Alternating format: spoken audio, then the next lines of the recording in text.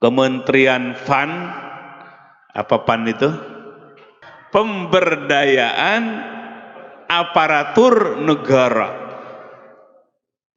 Punya program bagaimana supaya para ASN, pegawai negeri, tumbuh sifat nasionalismenya, cinta tanah air, cinta bangsa, sehingga setiap pagi menyanyikan lagu Indonesia Raya. Jiwa nasionalisme itu jiwa, hati, ruh, bukan dengan cara-cara, hanya dengan apa? Menyanyikan lagu nasional. Roh manusia, jiwa manusia ditempa dengan riadoh dan mujahadah. Sampaikan tuh ke Pak Menterinya tuh.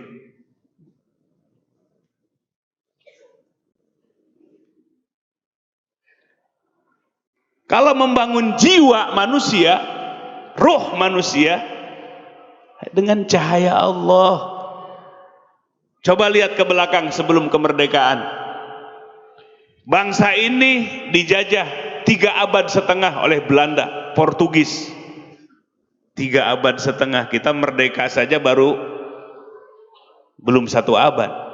Tapi kita dijajah, bangsa Indonesia ini 3,5 abad, 350 tahun. Kemudian bangkit bangsa ini, para ulama yang disinari oleh hatinya oleh cahaya Allah, membangkitkan umatnya, membangkitkan murid-muridnya. Syekh Akbar Abdul Fattah membangkitkan murid-muridnya. Lewat apa?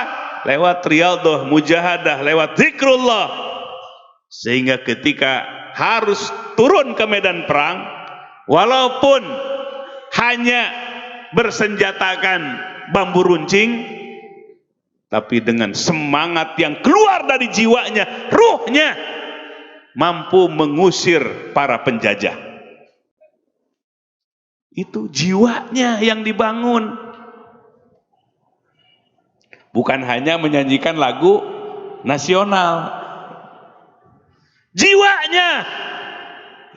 Manusia, jiwanya, ruhaninya, kolbunya harus dibangun.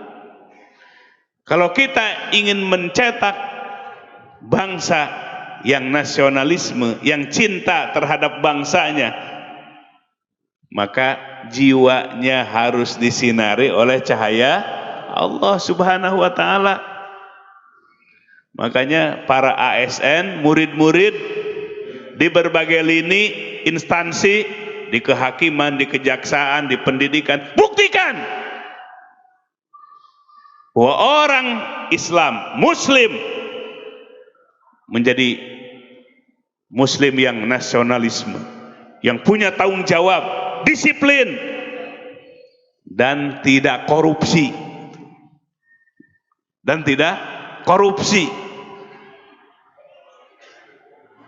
Jiwa yang disinari oleh cahaya Allah, menjadi ASN, jadi pegawai negeri. Buktikan Muslim yang memiliki nasionalisme yang tinggi. Ini bangsa lagi terseok-seok, ya. Faktornya salah satunya oleh COVID, ya. Anggaran negara kita sebagiannya pinjem, dipakai untuk apa? Menangani COVID, pemulihan ekonomi, masih dikorupsi. Bantuan sosial masih dikorupsi. Ini kan di mana hatimu? Di mana jiwamu?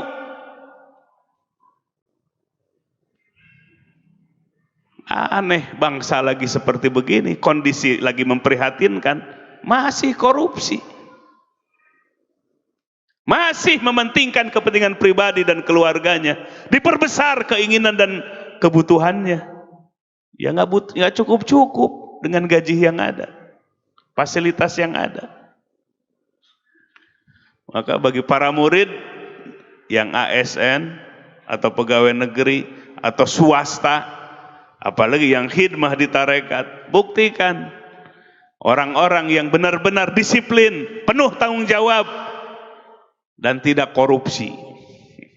Sebab korupsi ini adalah kejahatan yang besar, extraordinary, kejahatan yang luar biasa, yang membuat negeri ini menjadi miskin, membuat bangsa ini menjadi lemah. Salah satunya karena penyakit korupsi. Nah, maka santri dilatih, guru-guru dilatih, jangan sampai korupsi. Lebih baik tidak makan daripada harus korupsi. Dijamin gak oleh Allah kalau nggak korupsi nggak bisa makan. Wa ma min dabbatin fil ard illa 'alallahi rizquha. Tiada yang melata di muka bumi ini kecuali Allah yang menjamin urusan rizkinya.